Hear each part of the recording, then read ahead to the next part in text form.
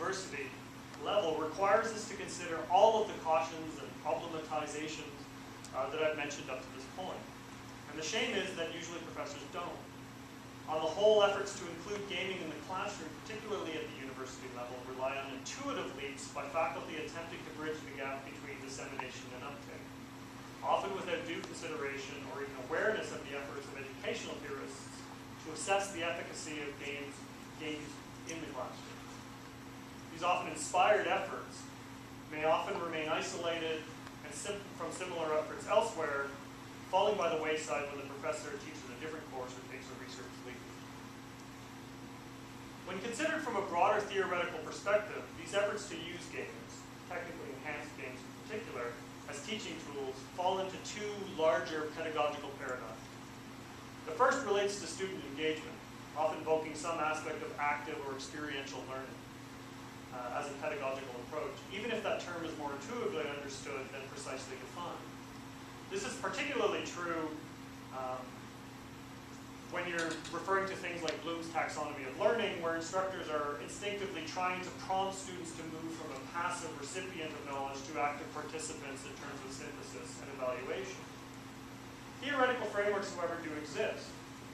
Within the larger frame of Piaget's constructivism, which argues that education is not a transfer process, but a process where students construct their own knowledge through observation, Haber takes the leap from the contemplative to the action-driven. He argues that learning occurs especially when students are required to construct the tools of their learning experience. His constructionism is not the only pragmatic view on learning, but it is one of the more radical.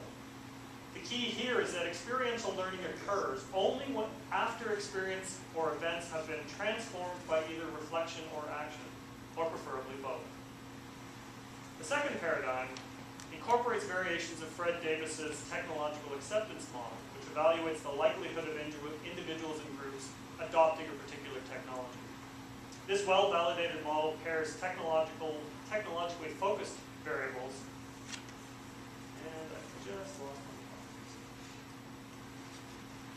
with more common metrics used to evaluate the likelihood of accepting a particular information technology. And this is an interesting sort of dynamic that goes on here, because when we introduce games into a classroom, we assume that people instinctively know how to play games, in the same way that we instinctively think people know how to take notes. And yet when you are taking notes in a classroom, it's a skill. You have to learn it over time.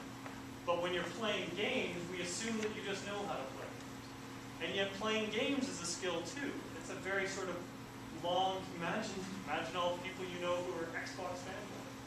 How much time have they been playing to get the skills that they have? And yet we don't assume the same thing with games. So the take home from this is that if we're going to use games in the classroom, you need to start playing